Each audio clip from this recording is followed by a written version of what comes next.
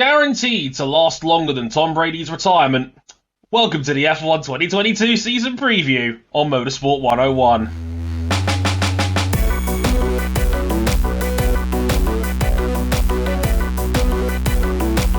And before anyone asks in the comments, it was too easy, I couldn't not do it. It was an open goal. Hi guys, welcome to episode 346 of Motorsport 101. I'm Dre Harrison, your friendly neighborhood host, and this is the one you've all been waiting for. It's the F1 2022 season preview, the main event of season preview season. And I love that, spoiler alert folks, none of us have any idea what's going to happen this weekend.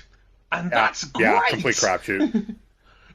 It's a complete shithouse, but we're going to try and get through this season anyway. Because what's the worst that could happen? Besides a pylon on social media, obviously. With me this week, as always, Mr. RJ O'Connell. Hello, sir. You want to know how prepared I am for this? My research consisted of everything that I overheard during all the testing, because I didn't get to observe much of it. Watching a couple of videos and reading a couple articles on the Formula One YouTube channel, I think I'm good. I think I feel prepared to give accurate, adequate assessments of what this Formula One season is going to be like. It's all part of El Kaku. Translators note, El Kaku means El Plan. L-Plan indeed. King, I think he's overqualified. What do you reckon? Yeah, because I think I watched one session of testing and pretty much, keep my ear on the ground to hear any rumblings of what people feel about the teams going in, and that's it. Pretty much. What do you reckon, Cam? After being forged in the fires of Gran Turismo 7 License Test S10, I had to unwind from the screaming, crying, and emotional damage that did by watching some F1 testing. I think I recapped on basically all of the F1 testing, and I have no fucking idea who's going to win this year. There's no point in picking any of this. So between me, Dre, and Cam, King, do you have it? Do you have GT7? No, I do not have GT7, unfortunately. We almost had quorum here. I watched one whole session because I was too busy installing this. For those guys who are not watching on video, you too? I have joined the club. It is like having a suitcase on my desk, but it is glorious. It is a chunky boy. It is extremely chunky. It is literally the size of my torso. It's incredible. And I don't go to the gym, so that's not a good sign. But, yes, you can now get to enjoy my new paperweight in all its glory. It was not cheap. I'm currently setting up the OnlyFans account as we speak. But in the meantime, we're going to go through team by team, as well as the schedule and some of the other bigger news that we're going to get through in this season preview of all the F1 teams. Some of the things that may end up making a difference, may not. We'll have to wait and see. We'll try and figure out how this grid is going to shake itself out by the time 2022 starts. We'll be going in reverse championship order from last year, so Haas will be up right after I plug where you can find this. We're on youtube.com/Motorsport101. We're on Facebook.com, same address, at Motorsport101. Twitter at Motorsport_101. Our personal handles are on the screen right now. If you're not listening on YouTube, that's at Harrison101HD, at RJ O'Connell, at CBucky917, and at Ryan Eric King. Our Instagram, Motorsport101pod. For all our content updates up on there and some bonus stuff as well. And you can find all of that and much more on our website at motorsport101.com, including some bonus content from our MotoGP episode last week where I talk about stewarding, because that's always fun. But by the time this episode goes up, that post will be up as well, so you can check that out as well. So all our written stuff is in the blog section. All of that is cool. Let's get into our F1 2022 season preview. Oh boy, folks. Well, here we go. Haas F1 team. Hey, RJ, why isn't it Uralkali Haas F1 team? Suffice to say that a lot happened in the last few weeks. So, if you don't know, Vladimir Putin has staged a hostile invasion of neighboring Ukraine. The Western world has put down the harshest sanctions on the Russian Federation that we've seen in years. How does this impact Formula One? Ural Kali is gone from Haas. Nikita Mazepin is gone from Haas. In their place, Kevin Magnussen is back in the sport, partnering Mick Schumacher. Gene Haas actually had to address this. He said to Jenna Fryer of the Associated Press, there was a lot of intense criticism about the Ukrainian invasion, and it was just getting overwhelming. We can't deal with that. Our other sponsors can't deal with all that. We're in the process of looking at several candidates. We'll see who's available and what we have to deal with. And that was before they opted to pick up Kevin Magnussen, who, by the way, left Peugeot's upcoming WEC hypercar program, which was getting delayed till after Le Mans. And even then, winning Le Mans was not a guarantee. Gene also recently stated the team's still financially stable. He said, we're good, we're fine. These are quotes. We'd like more money, of course, but we're fine. He said, this just gives us a bigger negative number. Boy, this whole thing evolved in real time from the first day of the Barcelona test till now. But suffice it to say, gonna be an interesting year for Haas, who, dare I say, after the Bahrain test, I think tanking 2021 didn't do them all that bad a job. They look real good. Man, I go back to last year, and we could tell how bad they were going to be, not when they got on track, but when they took the cover off the car. And we saw that it was as minimum effort as was humanly possible to meet last year's regs. And then somehow when they put it on track, it was even worse. Other than losing one of their drivers, not really that it's much of a loss. Rest in piss, Bozo, you won't be missed. Losing the title sponsor and having their freight delayed, which all sounds pretty bad. Everything on track for Haas seemed pretty damn good. There's no doubt about it. I mean, it's not the most ideal circumstances if you're Haas on their end to lose Nikita Mazepin and lose your title sponsor, but at least from a driving standpoint, Kevin Magnussen is a surefire upgrade. Knows the team, knows the setup, has always been a solid midfield level driver in F1. That's a big plus. There's no getting around that. I mean, look, no disrespect to Pietro Fittipaldi, and even Pietro kind of admitted that, yeah, this is, certainly, and you can understand why they put Kevin in instead, and that was probably the way to go on that one. Car looks solid.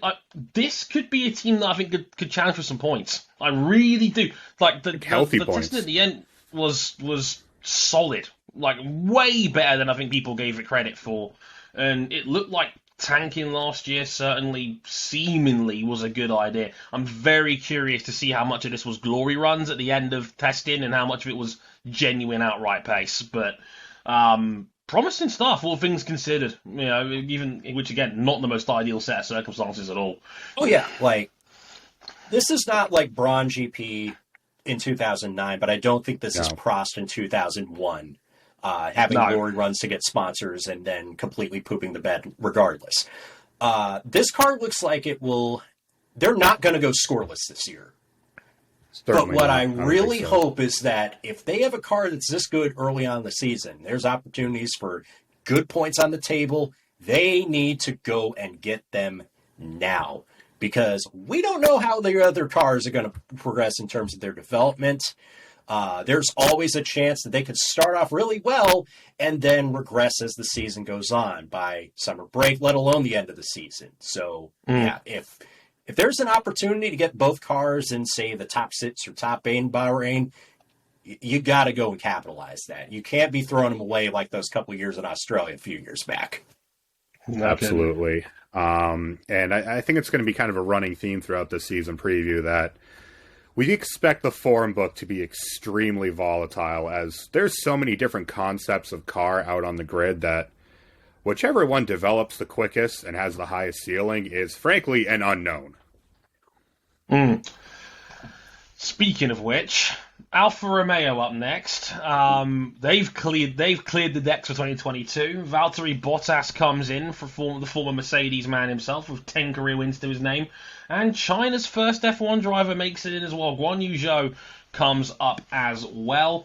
The big vibe here, just shaking off some, not so nice labels that these two drivers have had over the years. Zhou, I didn't even realise, grew up in Sheffield, just up the road, where, and said himself, quote, "I can't influence what certain people think. In my opinion, I showed in Formula 2 that I have what it takes for F1. I won races there and competed for the title. Now it's up to me to show my skills in F1 as well. I can't wait for it to start. In my first year, I really want to arrive in F1 and then score my first points." Valtteri, also excited for a new chapter, said, "I'm excited." Which, I love that there's still no word for that in Finnish, like he said a couple of years ago. It's a new challenge for me. It's a new project, and in a way, you need a certain mindset for it, and I'm absolutely ready for that at this stage of my career. I've already gained quite a bit of experience. I absolutely feel that I have so much more to do to get better and so much more to give to this sport. As a driver, I think you never stop learning as long as you want to. So, of course, I'm looking at areas where I can be better, and it truly feels like now I can be just the best version of myself instead of trying to be something else and trying too hard. I love that Bottas basically gave it the "I'm in the best shape of my life" quote right there. more than anything else. But, I mean, is it fair to say, gentlemen, that I don't think any team stock took more of a beating over testing than Alphas? Certainly over the Barcelona test, from what I understand. Towards the end of Bahrain, they started to pull it back together. There's potential here, but the reliability is the issue, and it's the same with Haas. But it's going to be a tough scrap for 8th place in the Constructors. And I think them, Haas, and the next team we're going to talk about, they're going to be fighting for that 8th place spot in the Constructors. At least on the current testing form book, which we all know could end up completely getting tossed out the window later on this season. Now, King, I know that this has been, not the biggest pro Valtteri Bottas podcast. Really?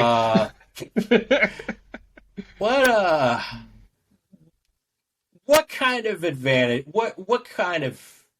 what does a driver like Valtteri Bottas, with all his front-running experience, give to a team that just had Kimi Räikkönen? What do they expect out of him? All that front-running experience. It's sort of, they just had Kimi Räikkönen, and, they should kind of expect the same feedback and direction that they got from Räikkönen from Bottas, but, the years they had Kimi, it didn't seem like they were improving. It seemed like they were going in the opposite direction. Yeah. They looked rough. Definitely in Barcelona. The theme of this year's testing is the word porpoising. And it's when the car suffers a stall of its floor and starts bouncing up and down as the car stalls and unstalls.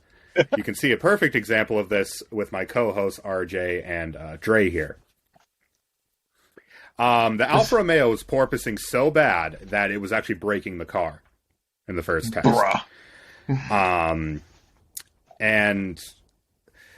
There's a team further up the grid where porpoising is a major piece of their preseason, but unlike that team, Alfa seemed to be getting on top of it on the last day of testing. But for me, reliability still has to be a concern when they burnt through that many components in such a short amount of time. What does success look like for Guan Yu Zhou this season?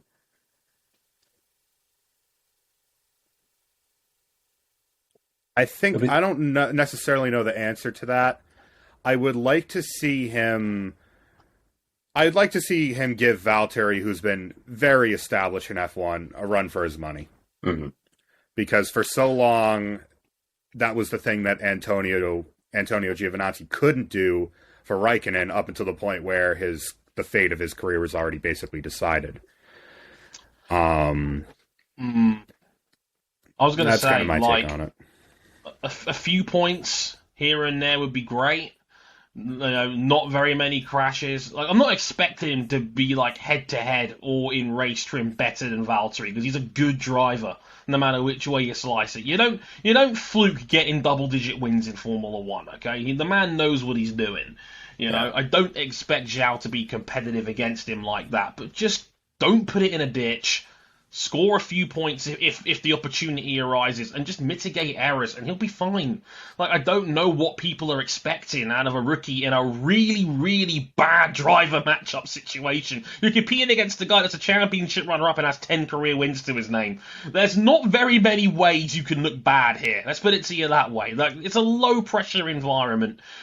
Just maximize what you can get, and I think you'll be fine. I think there'll be a lot more expectations in year 2 for Zhou than year 1, quite frankly. Like, it's a freebie year. As long as you don't stink up the joint, you should be fine. At least I don't think he will, because to your point about not being able to fluke 10 wins, Zhou was a title contender pretty much every year of his Formula 2 career. It may have taken him 3 years to get up and out, and he never eventually won the championship.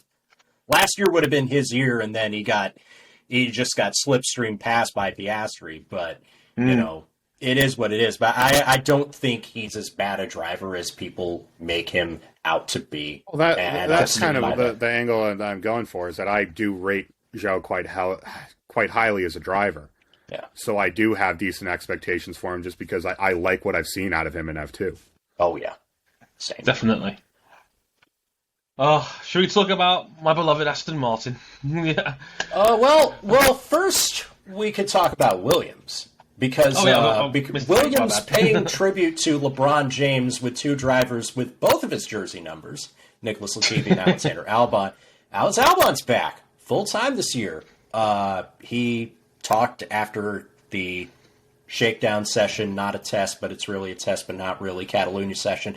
I think once you're on the limit and things are stiff, you got to be a bit more precise when you're driving these things. So I'll be interested to see what the cars are like when you're driving on the limit. It feels almost like an F2 car in terms of the way it responds, but with F1 corner speed, so it doesn't feel very alien. We're in Barcelona, which is a smooth circuit, so I'm not sure if that was going to change too. I'm trying to think now. Austin, we'll see. It's feeling pretty good, to be honest. The car feels like it's a good place to begin with. We have a good foundation for the rest of the year to start on. Nothing obvious sticking out, which is always good. Obviously, it's a new regulation, so it's a bit of a reset for everyone, which I think helps me a little bit as well. There's still a bit of rust here, but otherwise, I'm shaking it off. And every lap I do in the car is feeling better and better. And that was in Catalunya, and then at Bahrain, the wind just kind of fell out of their sails. And like multiple outlets are predicting them to be 10th coming out of testing. Oof. If you don't know, Formula One still has 10 teams. For now. What do we make of this? Things were looking all right after the shakedown that totally wasn't a test. And as you said, the wheels kind of fell off the wagon. Day 1 looked all right. Not fast, but all right. And then on day 2, human error caused a failure on the rear of the car. The brakes burst into flames, and it effectively canned an entire day of testing for them. Certainly a very radical car. If the Mercedes is the unside pod car, this just has all the side pods shoved up to the front of that section of the car. So they've taken some risks with it. It looks relatively easy to drive. It doesn't necessarily look fast. And I'm not sure on this driver lineup either, to be honest with you. Like, Nicholas Latifi is now pseudo-team leader. He's been a veteran now there for a couple of years. He's now probably going to be expected to lead this team. And, it was always an uphill struggle when George Russell was the yardstick, and we all kind of knew how good he was as a junior, by comparison. Now you ain't got an excuse, Nicholas. Like, you've got Alex Albon alongside you, who, is, again, probably better than what the internet thinks he is, but, he lost his seat at Red Bull for a reason. I'm not convinced on the lineup. I'm not convinced on the car at all. Them losing a day's testing due to that brake fire was catastrophic. I want to believe in this team, but we talked about it before we went on the air. When was the last time Williams nailed a set of regulations? Anyone? 2014.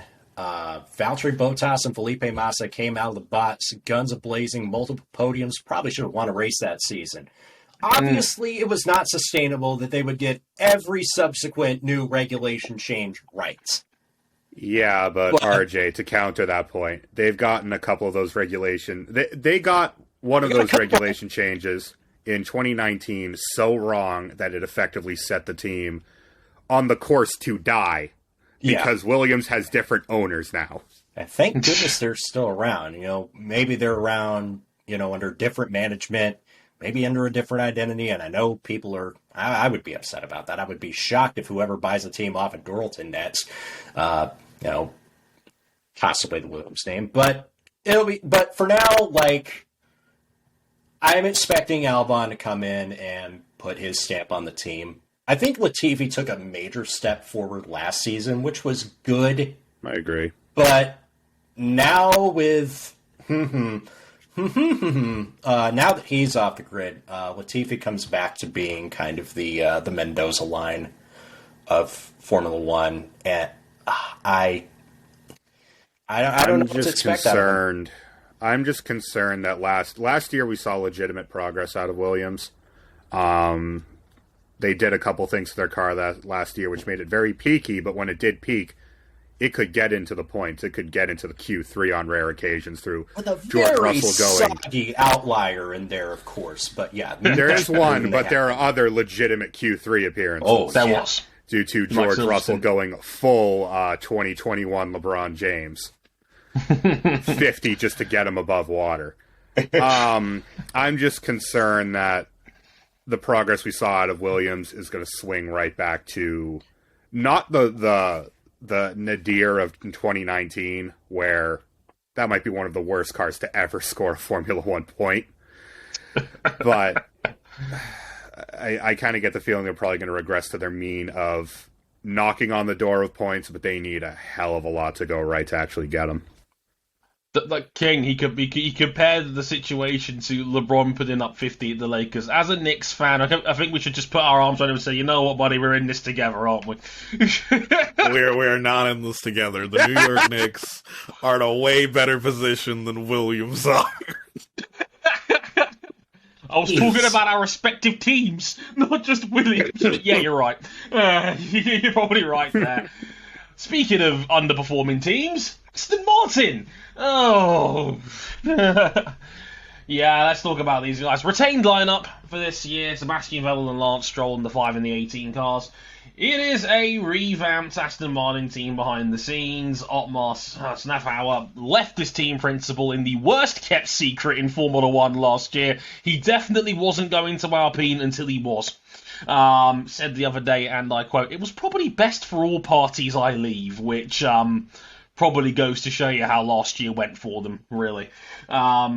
In comes, and get your jokes in now, Mike Crack, chief engineer for teams like BMW, Sauber, and Porsche's WEC project. RJ, resist! And he made it absolutely clear over one of the team's priorities going forward. They want to keep Sebastian Vettel on the books beyond the end of this season, because he's in a contract year as that factory gets built by Silverstone. So, quote, I think it's very important for such high-class drivers that they feel the support of the team. I think what matters here most is being transparent about what we expect, about where we are, and this is something that I handled also with all the drivers I had in the past. At my former employer, we had more drivers because we had more projects and because you need more drivers, so it's quite crucial that you have them all embarked with what you want to achieve and there's no one left over. That does not mean you have to call them about everything, but you have to put an ecosystem in place where they can feel trusted and comfortable. I know he's got a bit of a reputation, Mike, for having to handle a lot of high egos and a lot of drivers in environments like that, but can they form a compelling argument to keep Sebastian around, fellas? I think their number one argument for Vettel like to keep Vettel is simply where else are you gonna go? That's it. Like I don't. That's what I was think thinking. like it's either stay at Aston Martin or retire. And honestly, besides that argument, I don't think Aston Martin have a strong argument in any other area where it doesn't feel like they're improving compared to other teams in the competitive order. It feels like the team is stagnant while teams around them are moving up in the world.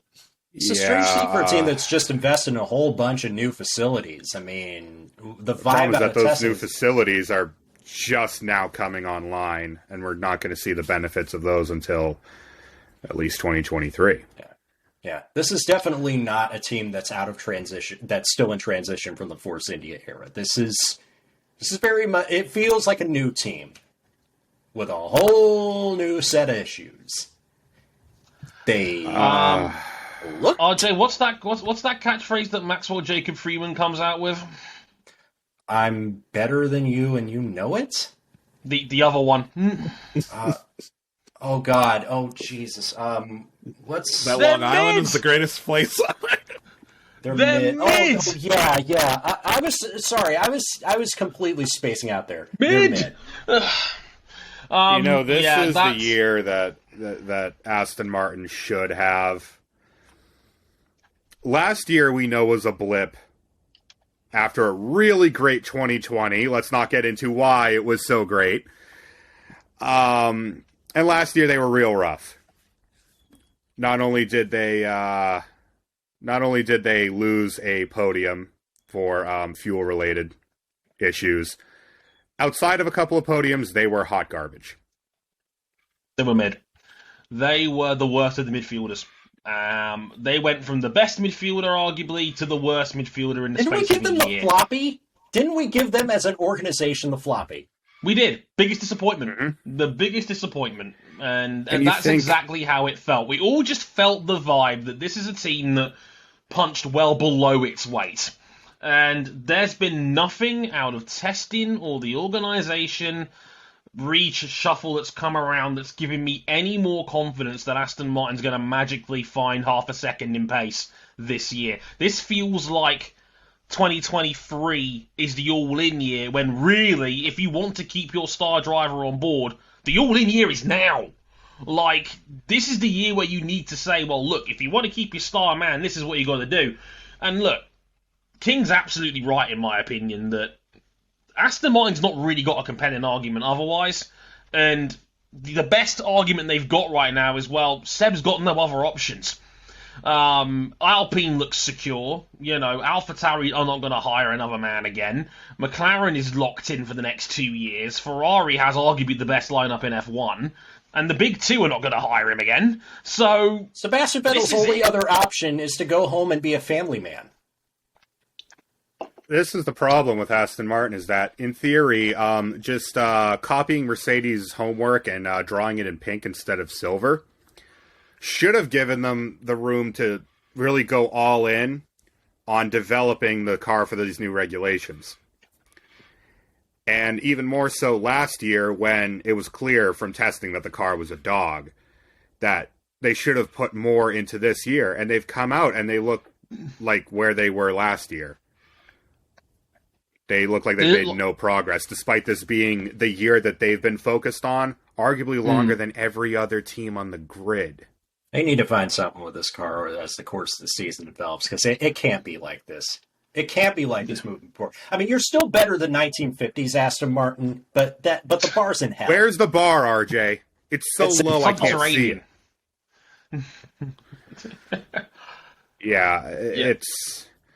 It's not good. It's in some stints the car looked okay. On other ones, it looked backmarker-ish.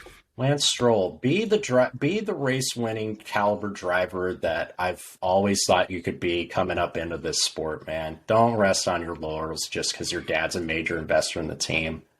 This is year 6 of Lance Stroll? Like, this is it. Like, he's not going to magically find some pace again now. Like, Lance Stroll is the definition of the new Hulkenberg baseline. If you're better than Stroll, you're probably a good driver. If you're worse than Stroll, I'm going to have question marks about why you're here. Dude, could you imagine going back to like early 2017 and saying, oh yeah, Lance Stroll is going to be a competent Nico Hulkenberg?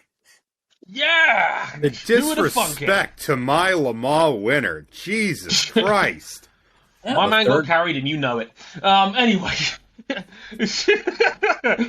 While Cam chokes on his drink, AlphaTauri, everybody. Let's talk about AlphaTauri.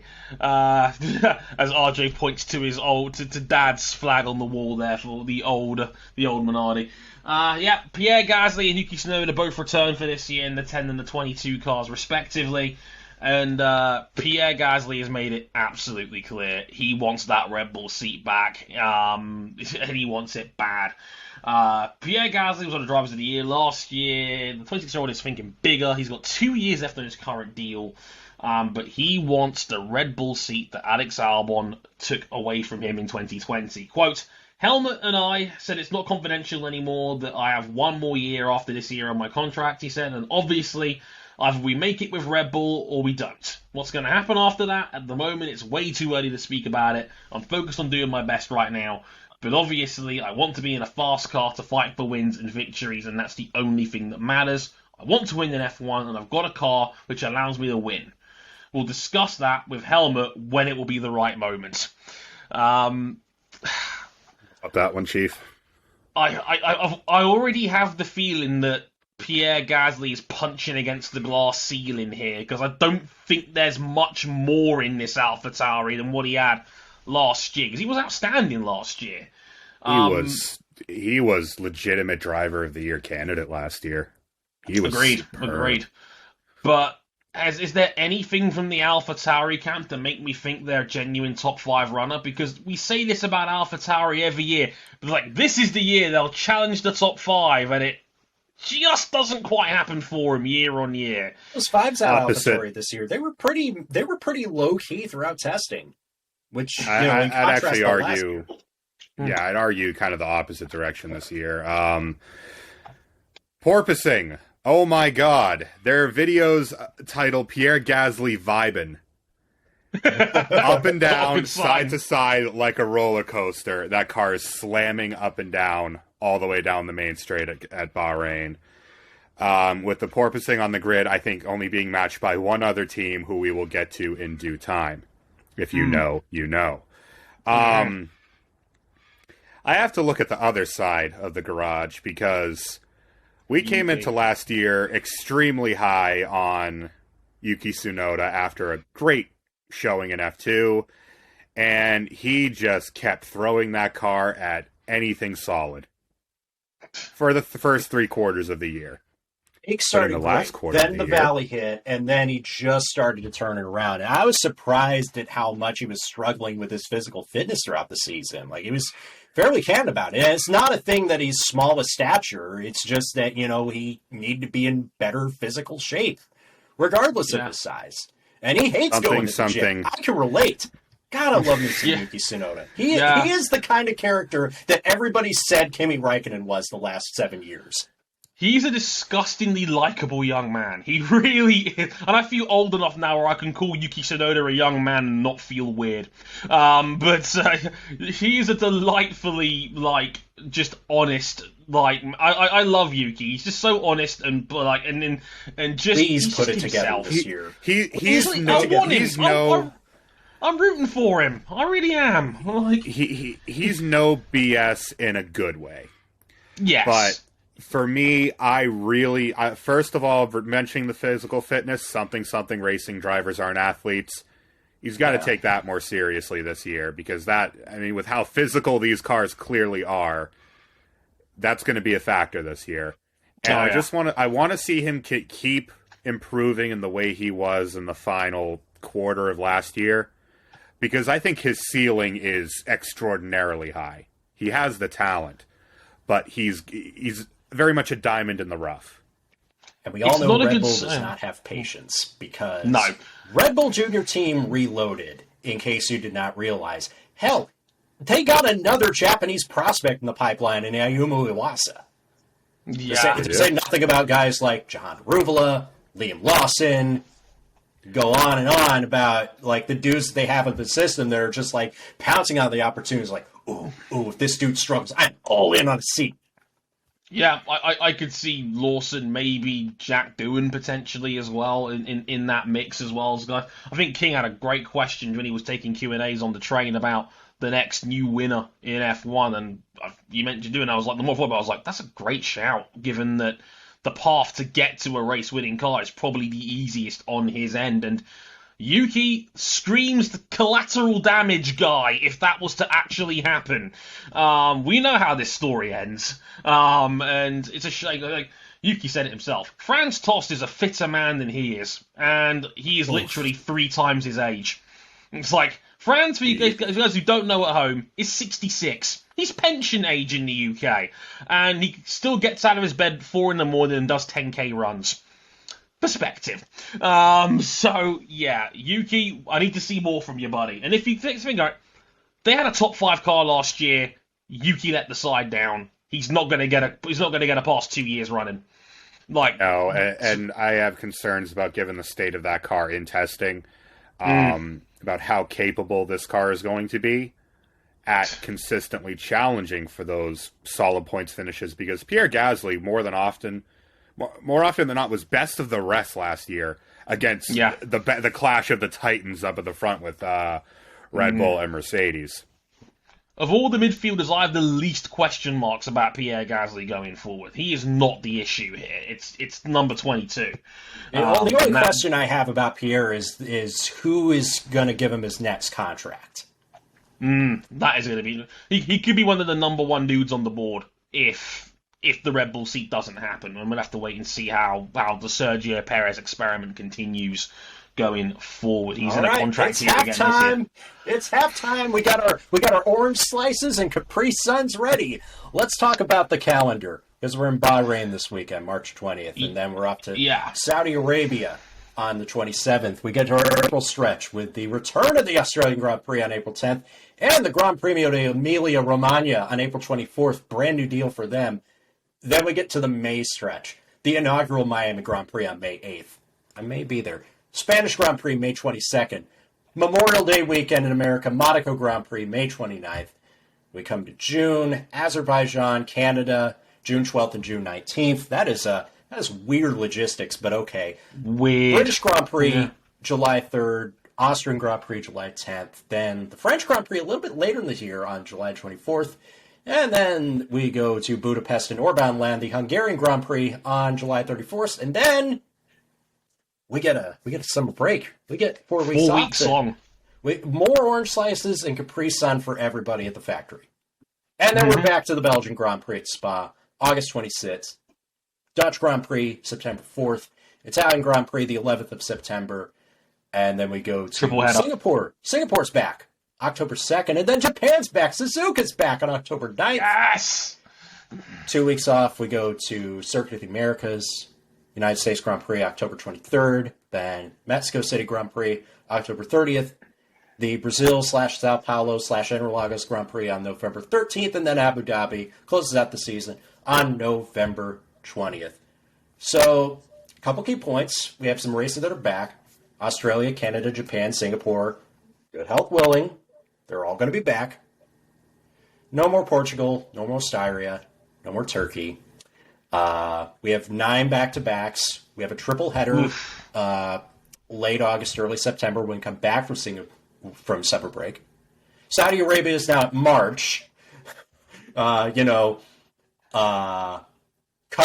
off for the year because they're building a new circuit. Miami's, of course, debuting. We had 23 Grand Prix, but then the Russian Grand Prix at Sochi was then Thanos snapped out of existence for reasons that are far beyond the scope of this podcast. Or at least most of us on the podcast. But don't invade another country. General rule of thumb. Yeah, don't fucking do that. Do we think we're getting a 23rd race on there? Because I know it'd be good to just give us another weekend off, but I know Formula One is going to be aching for that revenue of a 23rd race. I get that sweet revenue. Yeah, I've been hearing a lot of rumors what the replacement race could be. Obviously, some countries have interjected themselves into the conversation, while others have been real quiet about potentially returning to the calendar, where I think the two biggest contenders are the vocal option, Turkey.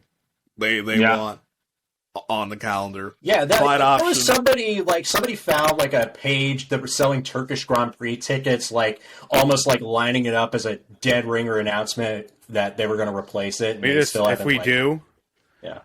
Can we just not schedule it at a time of the year where we're going to get the I can't believe it's not wet or dry Grand Prix?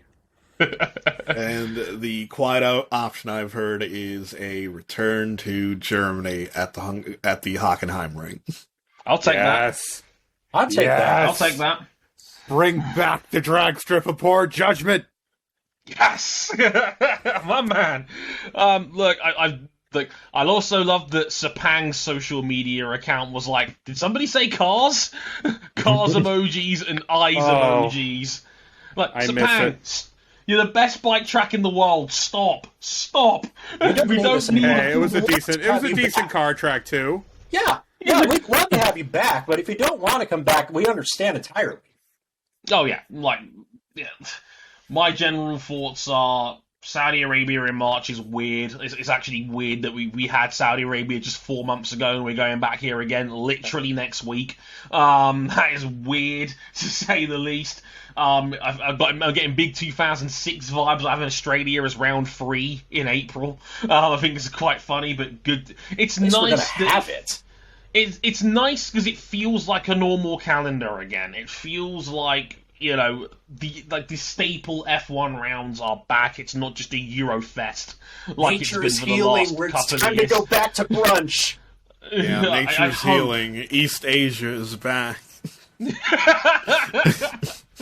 We missed them. But, got 9 doubleheaders, a triple to start the second half of the year, and if they really do want to put a 23rd race back in there, it probably will be another triple header of some kind. I don't envy those teams in the back half of the year, let me tell you. Yeah, I'm just saying, watch that empty space just, around Italy could get filled up. Yeah. I think round 17, where as it stands, there's 3 weeks between Italy and Singapore. They could easily slot another round in there if they really wanted to. So just be warned on that one. If we get any news on that, obviously we'll let you know here on the podcast. But for now, it's 22. I'm totally okay if it stays at 22. But I'm pretty sure the vast majority of people are okay if it stays at 22. Yeah, but we all know what this we got to pump up those revenue numbers. Yeah, it sucks that baseball players were locked out, but a shorter season wouldn't kill anybody. No, it wouldn't. But that doesn't mean more money, right? Top half of the teams, let's get back into it. Pretty in a bit of pink. BWT, Alpine. Yes, the BWT guys came over and King is... that's like RJ sliding off his chair as we already speak about this. L Plan is not so rosy at the moment. Team's still the same, Alonso and Ocon. And yeah, the confidence coming out of Team Enstone at the moment, not great. Alonso was a bit more optimistic by the end of the test, saying, quote, car felt better than Barcelona. We brought some new things here and more to come in the next days and hopefully into the race 1. Everyone is working flat out. Never a good sign. And I'm happy. I'm optimistic that we'll be much better in the next couple of days and especially in the first race. I think it's going to be a long game. That is for sure. The rate of development is going to be huge and there are 22 races. I remember here last year I retired the car and Esteban was P12, so no points after Bahrain. And then we won a race in Hungary and we were enjoying the season from then on. So I think this year is going to be a long game to play and I'm confident we will have a good season. Gentlemen, is Fernando being optimistic again? I feel like Fernando's being unusually optimistic again. This is optimism, Alonso. Opium would call that. Opium, even. What's the French word for hopium? Mid.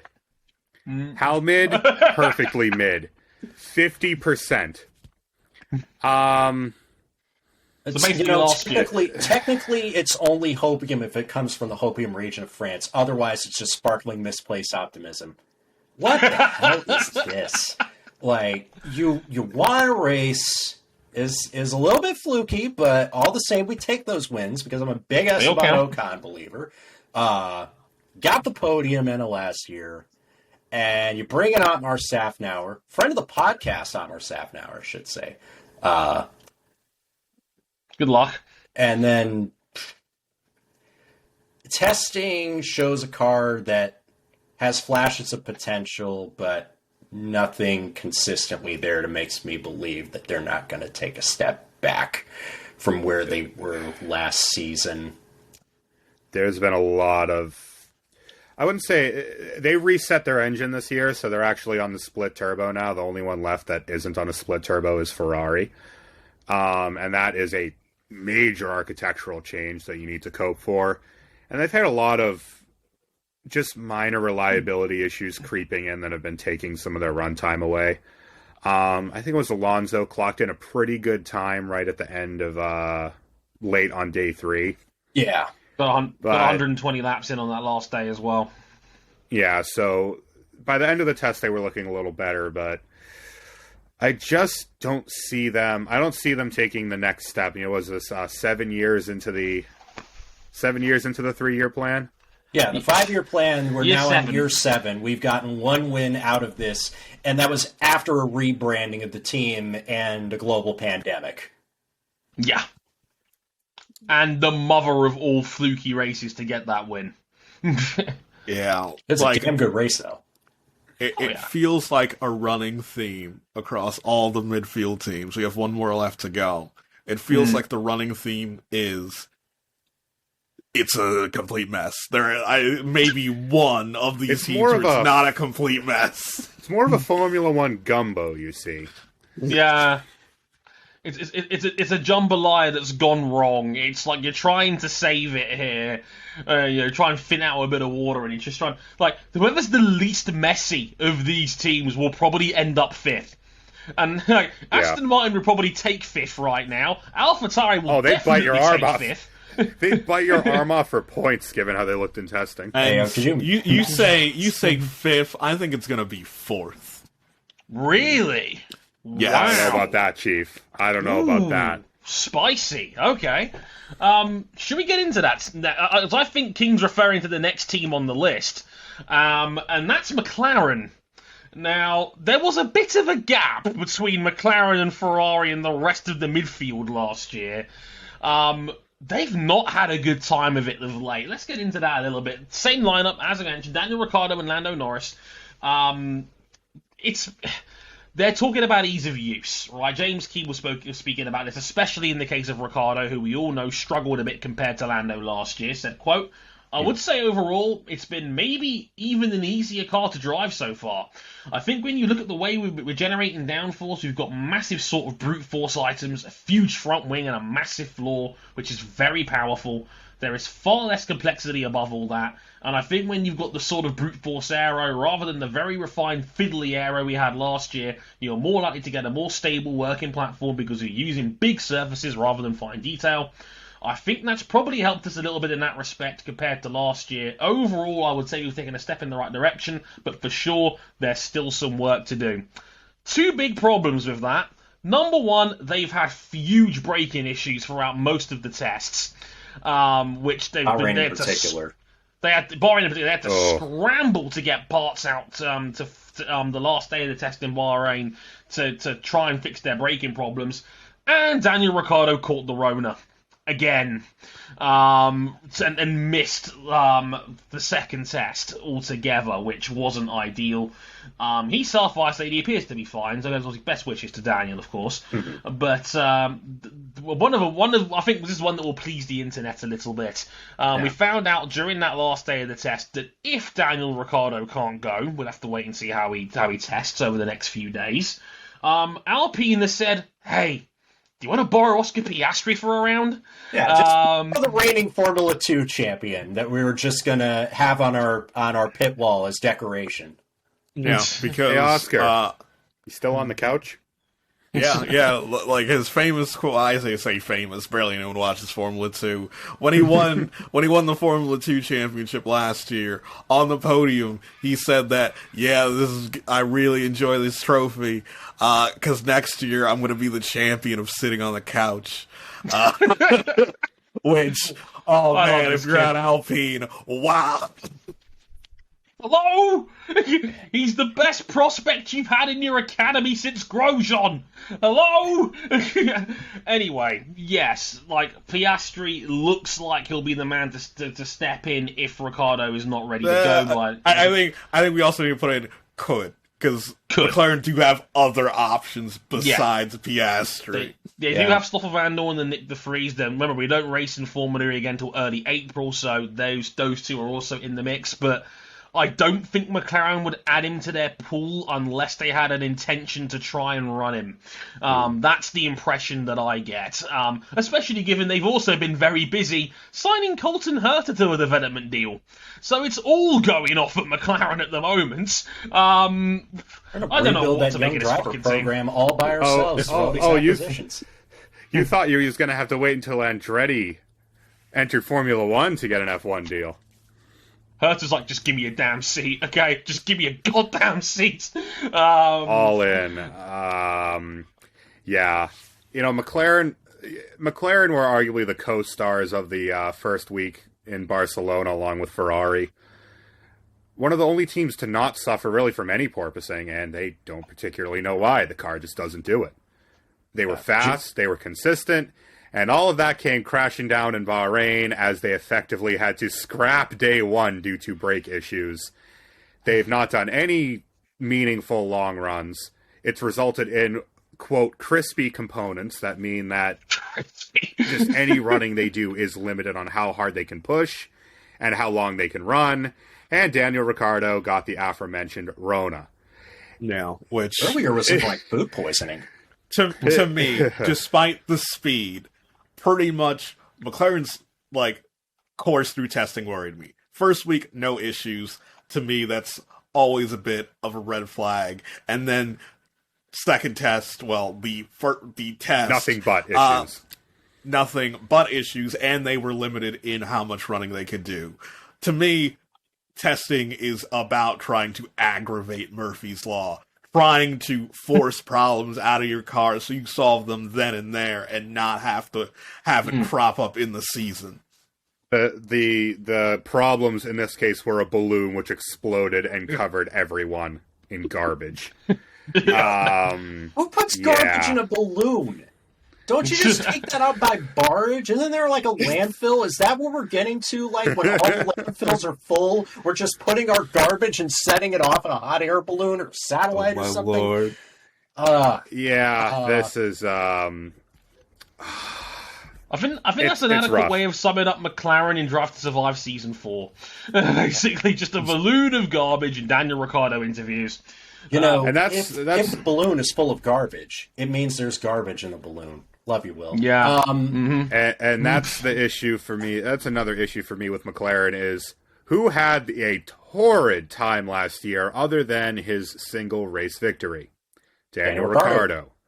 Who needed time to continue acclimatizing to McLaren's environment and car? Daniel Ricciardo. Who lost the whole last weekend due to having the Rona and the poops? Daniel Ricciardo. That could not have been any worse. Like, honestly, them signing the reserve deal with Piastri, them getting Herta on a development deal, that is red flags if you're Daniel Ricciardo. They have every chamber filled in case you decide to walk. I'm just saying, it's like, we know Ricciardo's got 2 years left in the deal. I'm asking, is there an exit clause in that contract after the end of 2022? I wonder. We were asking that before he won the race, before he won Italy. Like, honestly, with McLaren, teasing that they could enter other championships, and it's not, they've done something like this before, where you got a contract to be a McLaren employee. It doesn't say you have to drive. Hey, Daniel, how's Formula E for you? Sorry, James. McLaren, Came into the test looking real good. Came out of the test looking like 10 pounds of shit in a 5-pound bag. I get the feeling that like the potential is still here for a race-winning car, but they've got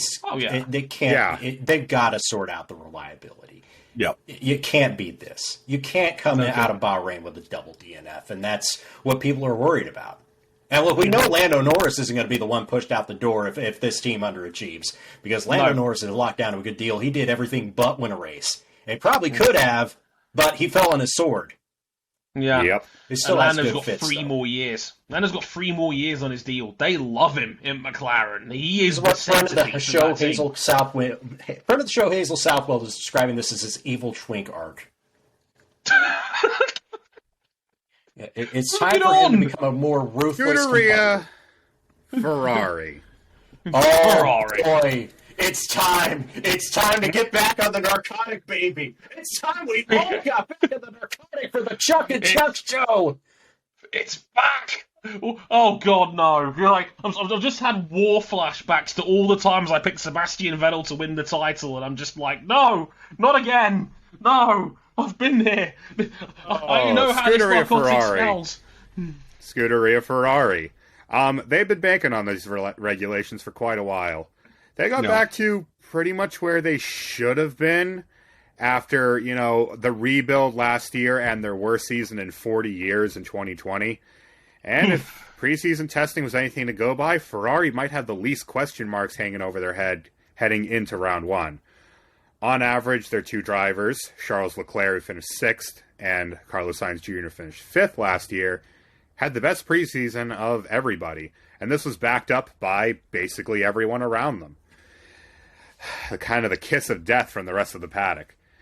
If you ask Christian Horner, quote unquote, I think that the Ferrari are the form team you'd have to say at the moment, but hopefully we can be there as well. More on that in a little bit. Ferrari even had time to poke a little fun at their rivals' claims of playing down their pace, and Carlos Sainz claiming bullshit on Lewis Hamilton saying that the Mercedes is just hot garbage. Quote, I think it's typical Mercedes, hyping up the others, then we come to the first race and they blow the competition away, which is typical. If it was the first year they did that, then maybe I'd believe them, but they've been doing it for 6 years now and they keep crushing us in the first race. So as you can imagine, I don't believe much. Gentlemen, your pre-season champions, Ferrari. In the banner. Sort of. In the banner, pre-season champions. Put that up in the rafters. Nope, take that flag down from Maranello. Take that down. I think I'm 100% on board with Sainz saying it's pretty much like, as much as it is a poke at Mercedes, it is pretty much Carlos Sainz declining, taking the trophy for preseason champion, because everyone knows what that means. It is very, very rare that anyone is the best team in testing and show up to the first race and win. Last year was such an outlier, and even then, Red Bull didn't win round 1. Yeah. We've been here before, folks. Trust me, I know. It's the honey trap. Everything about Ferrari looked great coming out of Bahrain. They were consistent. This is a race-winning car. Fast.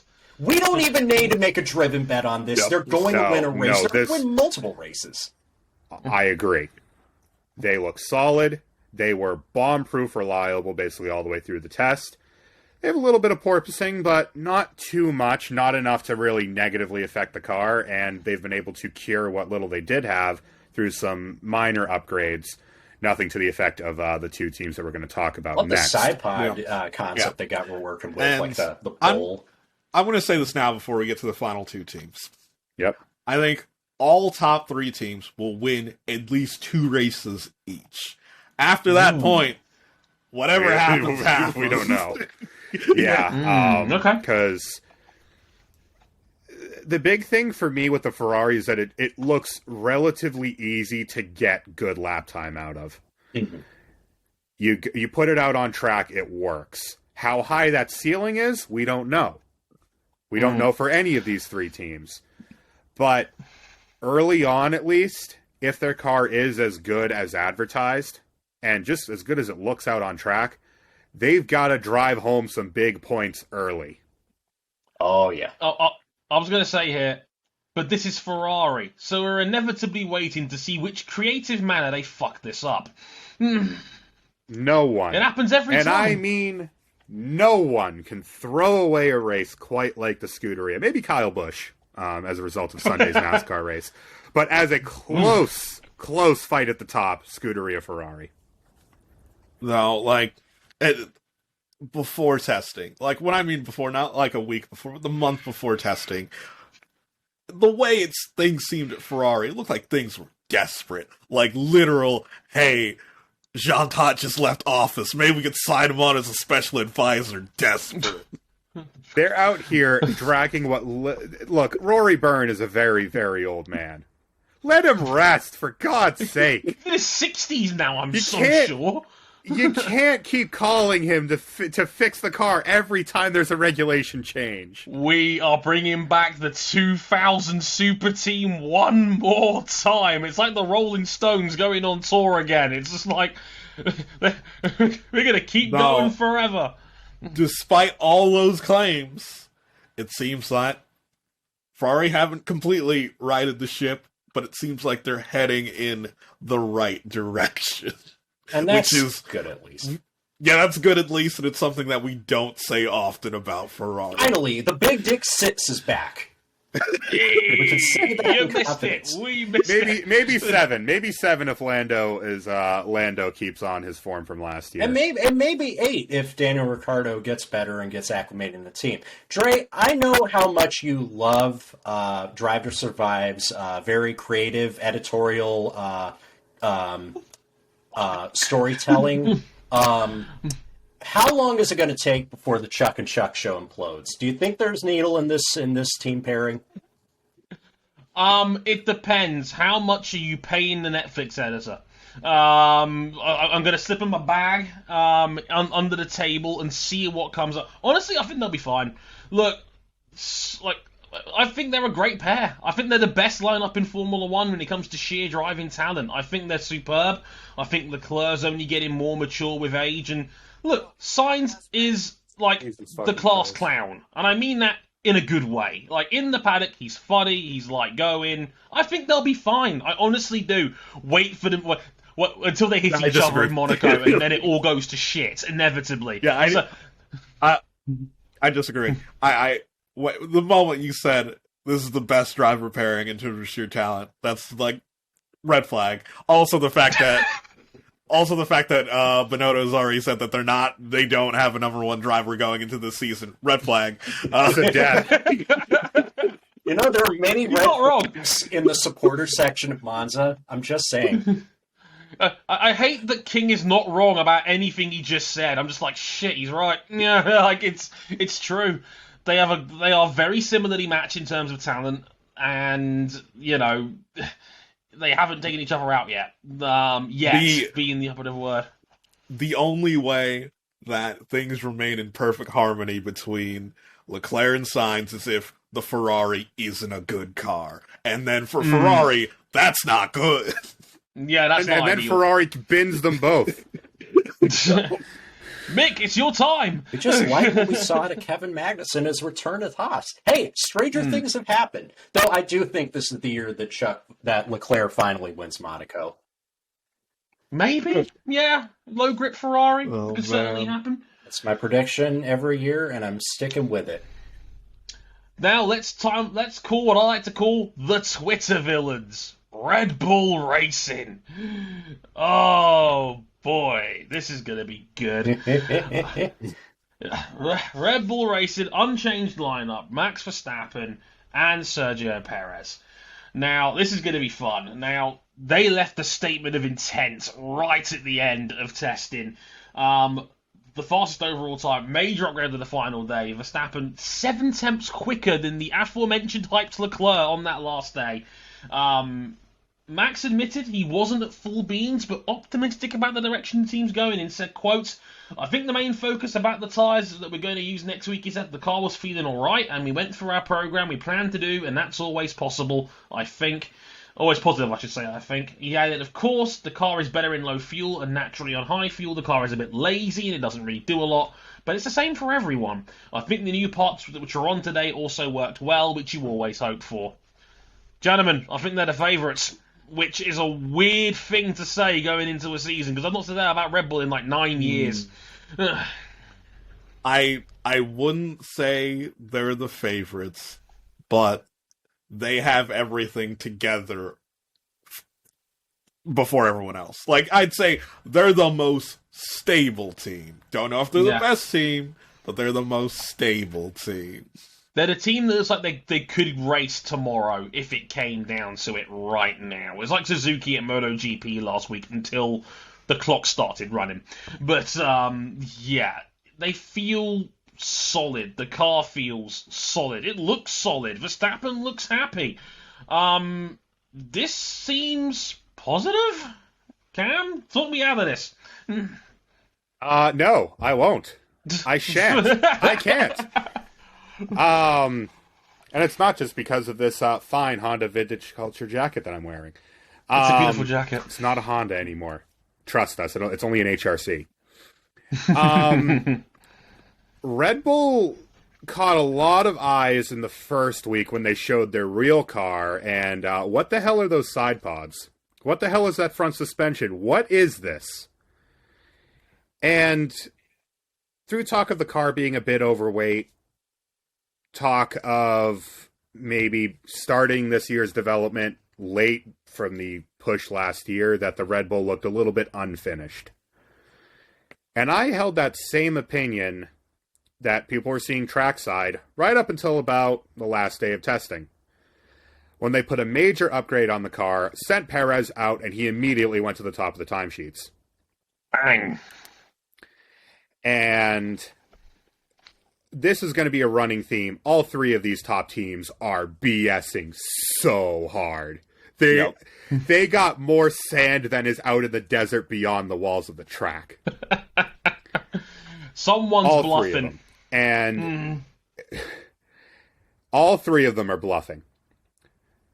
And the Red Bull just looks good. It just looks really, really good in mid to high speed turns. It's on rails. Low speed, it's not as strong. Yeah, through the bluff, you see that this is a good car, and we know that, like, hey, Max Verstappen's the reigning world champion. But there's no qualms with his. There is no quality. question. There's no question about Max after last year. Most podiums in an F1 season. Whatever this car has 18. to give, he will get all of it, and then a little bit more. And Perez looked happy as a clam. Not quite on Verstappen's pace, but then Max Verstappen. Come on now. But he looked happy. Happy, and after, I think, beyond a gearbox issue in the first shakedown test, the car was pretty solid reliability-wise. They just look really damn good. Yeah, like this feels like the Red Bull of a decade ago. Feels like the Red Bull of last year. Like, I get the same vibe from testing last year. And we know how last season played out. Yeah. Took a while to get there, and it was messy, but we got there in the end. Good Maybe news, the real gang. driver's champion was the friends we made along the way. We Good didn't news, make any gang, friends. though. We get more Christian Horner interviews. Don't all look excited. Please don't all look excited. I want no Guys. interviews from any of these top three team principals. Interview the technical directors. They're more interesting. Agreed.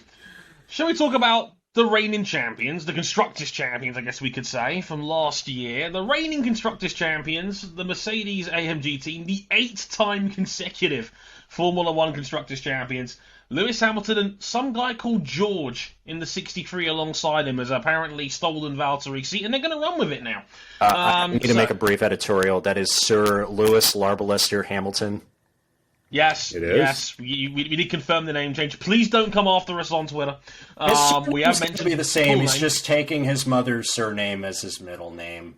Which I still don't know how to actually pronounce. Like, I've never heard anyone say it, because Sky actually interviewed David Croft about it, and Crofty went the entire interview without actually saying it. I don't want to say it.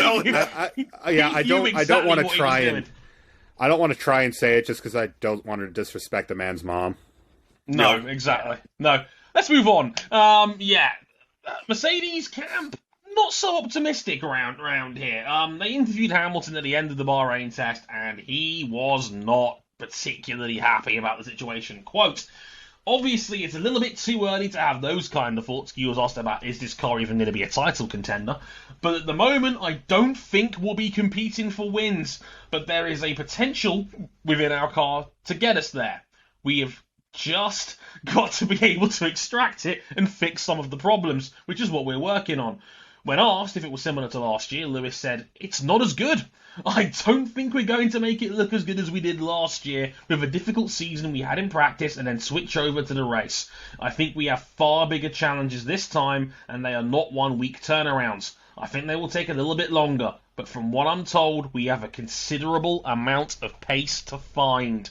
The obvious observation. Now, folks. Cam screaming into the void down there saying, liar! Liar, but only to an extent. We've talked about porpoising. Ain't no car porpoising like the Mercedes. Thud, thud, thud all the way down the straights. You can hide one lap pace. You can hide straight line speed, and Mercedes were. They were running in the lowest engine mode, and they weren't even using 8th gear. No. But you can't hide what that car was doing on the straights. Jesus Christ. It looks like it's not calibrated yet. It looks like the potential is there, and everybody was just going, they were in all over the zero pods concept. To me, it feels like over the course of testing, it was people just being just wowed, and then whatever they were wowed by, they're going to be champions. So Ferrari unveils their livery. Everyone's like, oh man, this is the car this year. They're going to be champions. Then they show up to test. Red Bull reveals what their actual car is. Red Bull are going to be champions. Like, we go to Bahrain. Mercedes shows the zero pod. They're going to be champions. And it feels like... I'm getting very big Vince McMahon gushing over Gary Stridham and the WBF vibes. Yeah. Yeah. I'm not going to say Mercedes aren't going to compete for the title because they are Mercedes AMG Petronas Formula One team. They are going for 9 consecutive Constructors' Championships. 9. And Lewis has a chip on his skull shoulder from how last year ended. You may not have heard about it, of course. Oh, yeah. No, don't know what you're talking about. I don't have a can of Red Bull to sip here, but just think of the spiritual Red Bull I'm holding. But here's the thing. They have issues. Yeah. They have real issues. They have issues real enough that they were having to hack parts of their floor off on the last day of testing just to get the car to behave. Yeah, the floor looks basic. It's not that the floor looks basic, that they were literally slicing pieces of the mouth of the floor off, RJ. Yeah, trying to quell the porpoising. It feels like Mercedes created a platform that is on the bleeding edge of what's technically capable with the new regulatory set. And it's either they're going to unlock that platform and get it right and be a dominant team, or get it wrong, and like them getting it wrong, it's not going to be like horrific, like, oh, they're going to finish outside the points every week, but like they're not going to be competing for the championship. Say, I get, the unpods, right? Yeah. I get a feeling of another Mercedes-Benz powered car that didn't end up racing about 19 years ago. And ended up taking some really, really major changes to work into a car that could race. Oh, you think I don't this think is it's that bad. Oh, okay. But when it's very odd, this car. In low speed turns, it looks like the X2010 from Gran Turismo. Yeah, it does. In low-speed turns, it is batshit crazy. They could lap the field at Monaco. Conversely, they would get lapped at Silverstone with the way the car's driving at high speed. Because it's bouncing so badly that the front of the car just doesn't stay in the corner. Slidehead. And when you compare that to... we compare that to the Red Bull, where Max turns the wheel and it just bites. It's concerning. And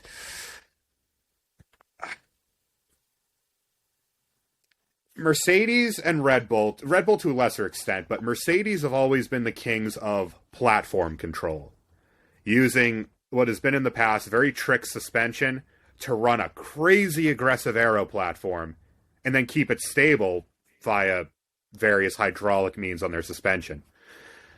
That's banned now. That's gone. That's hard banned out of the regulations.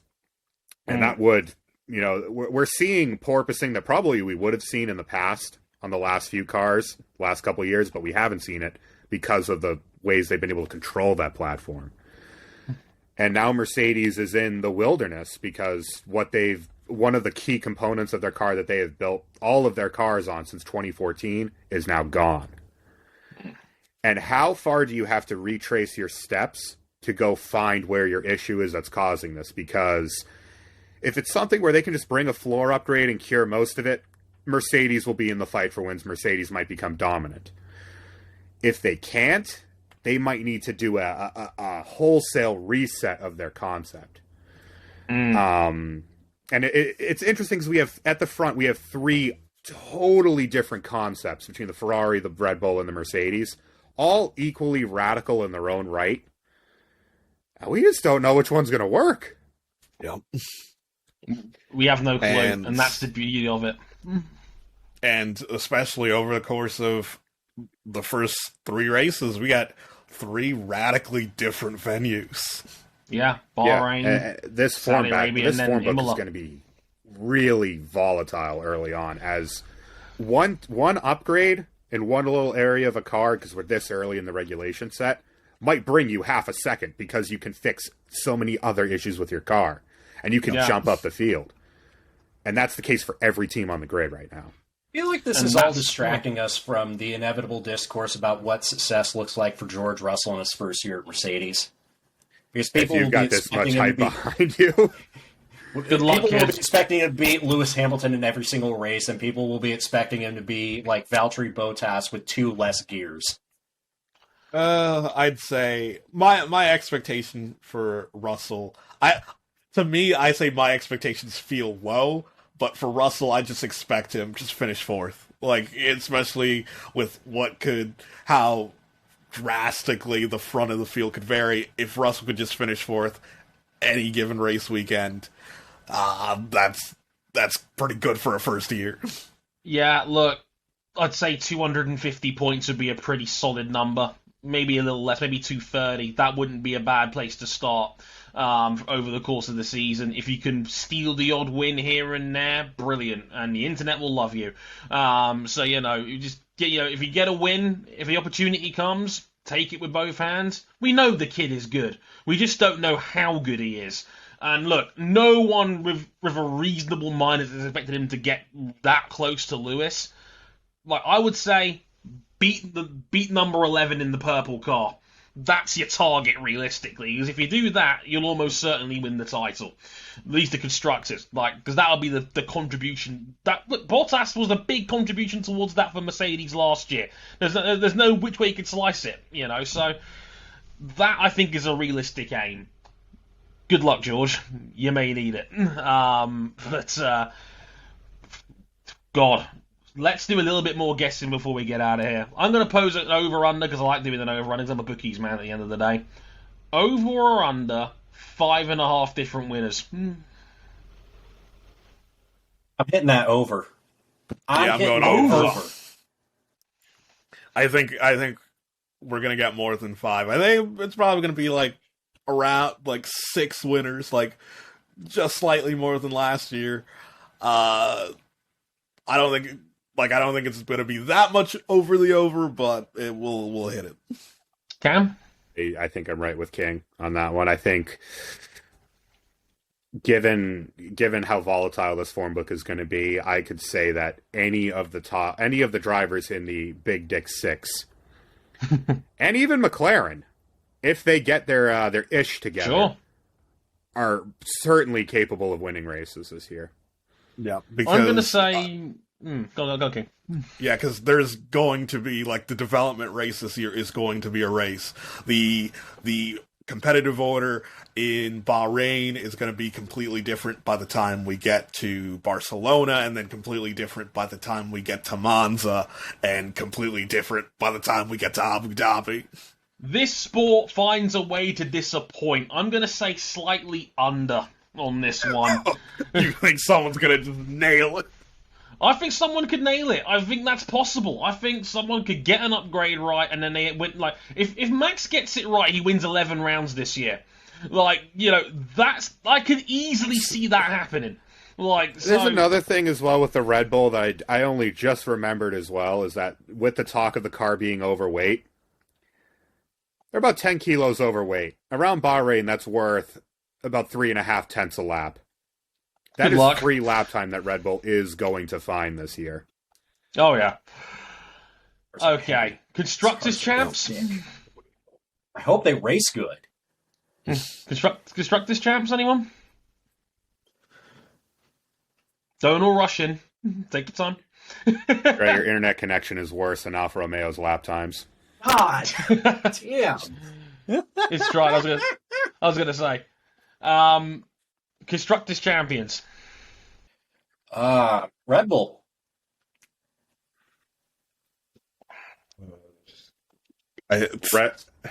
Red Bull Racing HRC.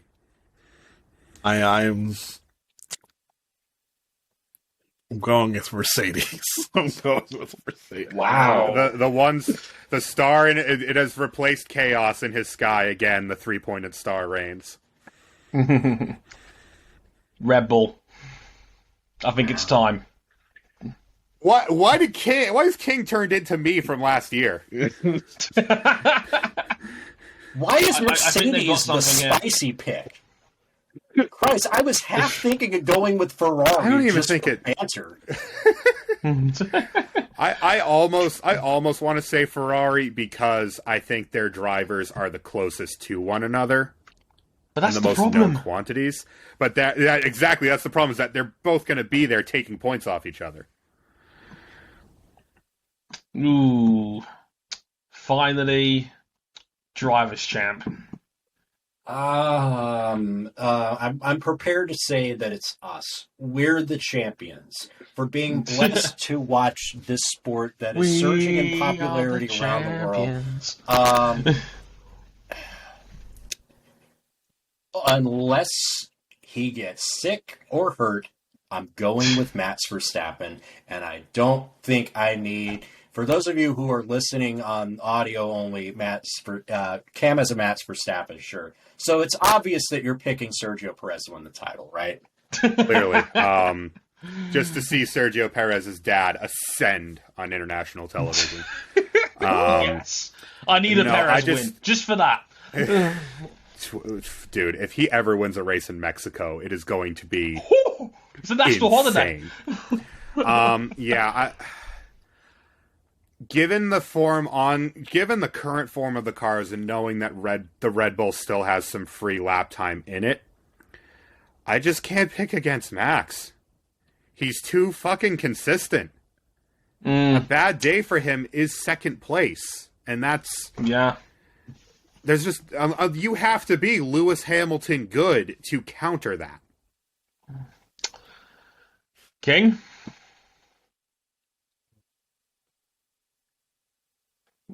And have to be Lewis Hamilton to counter that. We'll go with one Mr. Lewis Hamilton for World Drivers' Champ. King is literally me from last year. Damn. We've gone in reverse. Like we've gone the other way this year.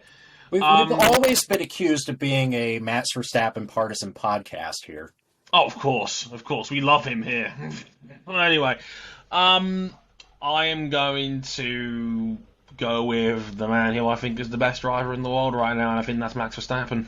And I think off the back of last year, he ticked any last remaining boxes or doubts on the man's ability. I think he is an exceptional talent, and I think he's going back to back. I really do. I think it's going to be Max cementing his place as one of the all-time greats with a second title, and he can end up with 30 career wins by the time this year. He could have basically matched Alonso's career by the end of this year, which would be just terrifying on raw counting stats. You've killed RJ. Sorry, RJ. You've murdered him. Yeah, I just feel that, like, to play to your point, right, if Verstappen has the equipment, he is going to win the World Championship. It's almost bucket levels. It's kind of scary, actually. I find it wild that Verstappen and Red Bull, as King alluded to earlier, that's the safe pick. It's a weird vibe here, given that we're talking about an 8-time Constructors' champ as their direct opposition. And here we are. We will see how we go. The very first race of the Formula 1 season this weekend in Bahrain, March 20th. It's a loaded weekend of motorsport. The 1,000 miles of Sebring in the WEC. We got IndyCar's XPEL 375 in Texas. MotoGP's return to Indonesia this weekend as well. Very early one for the Americans, unfortunately. Also, I should have to add in, whoa, how do you talk about WEC racing at Sebring and not talk about IMSA's 12 hours of Sebring? Sorry. As you do. But yes, quite right. Loaded weekend. And of course, Formula 1 in Bahrain. It's a loaded weekend. And Keep an Formula eye out 2, on social media and for how we cover all of that. It's going to be an absolute... Keep an eye on social media. Please use social media responsibly this year, you bunch of ding-dongs. Yes, please do. Put your dicks away. That's not going to happen. But yes, we'll keep our eye on social media how we cover all of that, because it's probably the most stacked weekend of motorsport we're going to get all year. So check that out if you haven't already. Places you can find us one more time, youtube.com/motorsport101. Same on Facebook. Twitter at motorsport_101. Our handles are on the screen, at Harrison101HD, at Ryan Eric King, at RJ O'Connell, at CBuckley917. Instagram, motorsport101pod. Website, motorsport101.com. We'll be back next week to review the most stacked weekend of motorsport of 2022, without doubt. But until then, I only have one last line to say. Hard work pays off. Dreams do come true. Bad times don't last, but bad guys do. Sayonara, everybody. Take care. See ya. Later, y'all. Here for Mick Schumacher passing Alonso and Andrew Benson to leading all of his social medias. That's going to make it really awkward if I get seated in front of him at the media center again.